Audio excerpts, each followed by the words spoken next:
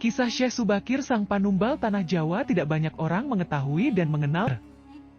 Padahal Syekh Subakir adalah salah seorang ulama besar Wali Songo periode pertama yang dikirim khalifah dari Kesultanan Turki Utsmaniyah Sultan Muhammad pertama untuk menyebarkan agama Islam di wilayah Nusantara.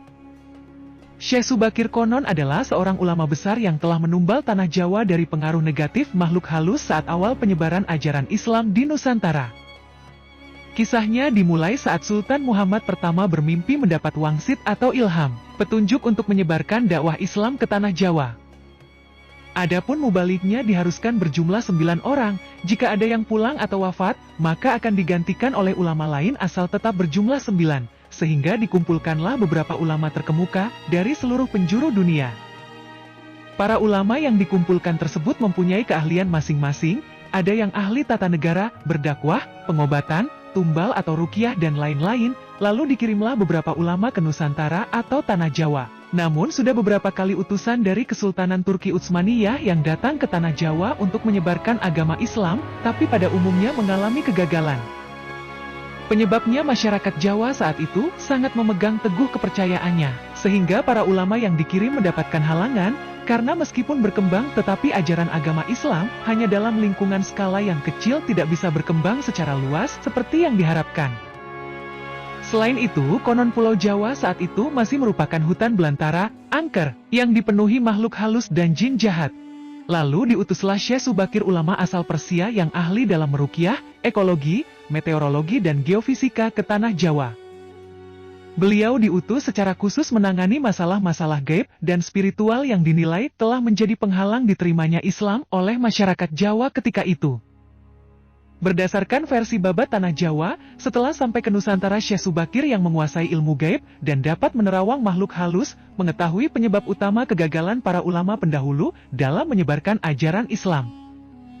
Berdasarkan versi babat tanah Jawa, setelah sampai ke Nusantara Syekh Subakir yang menguasai ilmu gaib dan dapat menerawang makhluk halus, mengetahui penyebab utama kegagalan para ulama pendahulu dalam menyebarkan ajaran Islam. Karena dihalangi para jin penunggu tanah Jawa, para jin dan lelembut tersebut bisa merubah wujud menjadi ombak besar yang mampu menenggelamkan kapal berikut penumpangnya, dan menjadi angin puting beliung yang mampu memporak-porandakan apa saja yang berada di depannya.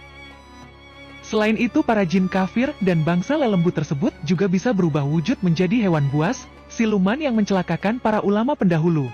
Untuk mengatasi hal tersebut Syekh Subakir membawakan batu hitam dari Arab yang telah dirajah. Lalu batu dengan nama Raja Aji Kolocokro versi Jawa tersebut dipasang di tengah-tengah tanah Jawa, yaitu di puncak Gunung Tidar, Magelang. Karena Gunung Tidar dipercayai sebagai titik sentral atau pakunya tanah Jawa. Kemudian efek dari kekuatan wasilah dari batu gaib suci yang dimunculkan oleh batu hitam tersebut menimbulkan gejolak pada makhluk-makhluk penunggu tanah Jawa. Alam yang tadinya cerah dan sejuk, matahari bersinar terang, damai dengan kicauan burung tiba-tiba berubah drastis selama 3 hari 3 malam. Cuaca mendung dan gelap, angin bergerak cepat, kilat menyambar-nyambar menimbulkan hujan api, gunung-gunung bergemuruh tiada henti, lelembut, setan, siluman lari menyelamatkan diri, jin dan peri banaspati, kuntilanak, jai langkung semua hanyut dalam air karena tak kuat menahan panasnya pancaran batu hitam tersebut. Makhluk halus yang masih hidup pun mengungsi ke lautan.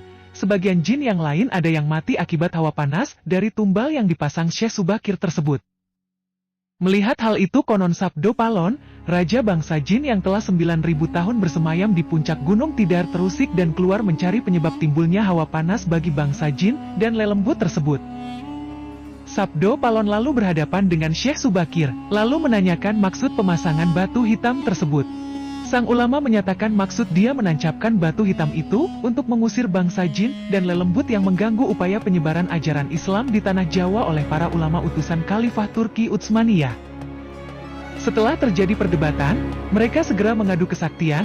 Konon pertempuran antara keduanya terjadi selama 40 hari 40 malam, hingga Sabdo Palon yang juga dikenal sebagai Ki Semar Bodronoyo sang penguasa tanah Jawa ini merasa kewalahan dan menawarkan perundingan. Sabdo Palon mensyaratkan beberapa poin dalam upaya penyebaran Islam di tanah Jawa. Isi kesepakatan antara lain, Sabdo Palon memberi kesempatan kepada Syekh Subakir beserta para ulama untuk menyebarkan Islam di tanah Jawa, akan tetapi tidak boleh dengan cara memaksa. Kemudian Sabdo Palon juga memberi kesempatan kepada orang Islam untuk berkuasa di tanah Jawa. Namun dengan catatan para raja Islam itu silahkan berkuasa, namun jangan sampai meninggalkan adat istiadat dan budaya yang ada. Silahkan kembangkan ajaran Islam sesuai dengan kitab yang diakuinya. Tetapi biarlah adat dan budaya berkembang sedemikian rupa. Syarat-syarat itu pun akhirnya disetujui oleh Syekh Subakir. Selain di puncak Gunung Tidar, Syekh Subakir juga membersihkan beberapa tempat angker di tanah Jawa yang dikuasai para raja jin dan makhluk halus lainnya. Dalam versi lain diceritakan untuk membersihkan wilayah Gunung Tidar dari bangsa jin, Syekh Subakir membawa senjata pusaka berupa tombak Kiai Panjang. Lalu tombak pusaka tersebut ditancapkan tepat di puncak Tidar sebagai syarat syariat penolak bala. Dan benar tombak sakti itu menciptakan hawa panas yang bukan main bagi para lelembut dan bangsa jin. Yang berdiam di Gunung Tidar mereka pun lari tunggang langgang meninggalkan Gunung Tidar.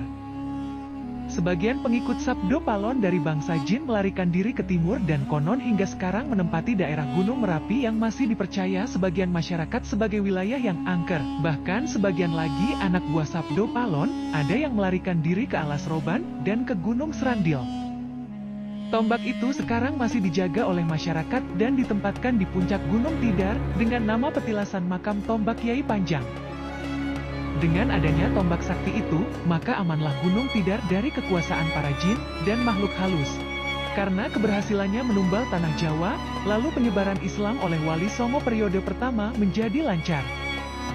Nama Syekh Subakir lalu menjadi sangat terkenal dan dikagumi di kalangan para pendekar dan Srikandi penganut ilmu gaib dan kanuragan, bangsawan, serta masyarakat di tanah Jawa ketika itu, sehingga mereka terkesan melampaui batas mendewakan sang ulama asal Persia tersebut.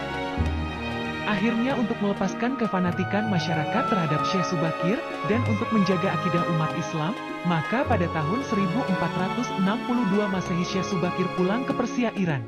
Ini dimaksudkan agar kefanatikan tersebut runtuh dan masyarakat kembali kepada tauhid yang benar. Selain itu, tugas utama Syekh Subakir untuk membersihkan tanah Jawa dari pengaruh negatif makhluk halus telah selesai. Selanjutnya, setelah Syekh Subakir wafat, menurut satu riwayat posisinya digantikan oleh Wali Songo lainnya, yaitu Sunan Kalijaga. Adapun versi Astana Cirebon sebagai berikut. Islam di tanah Jawa sebelum Wali Songo sudah banyak utusan dari negeri Arab dalam hal menyebarkan agama Islam di tanah Jawa. Namun terbentur akan kekuatan gaib yang masih menguasai tanah Jawa Nusantara.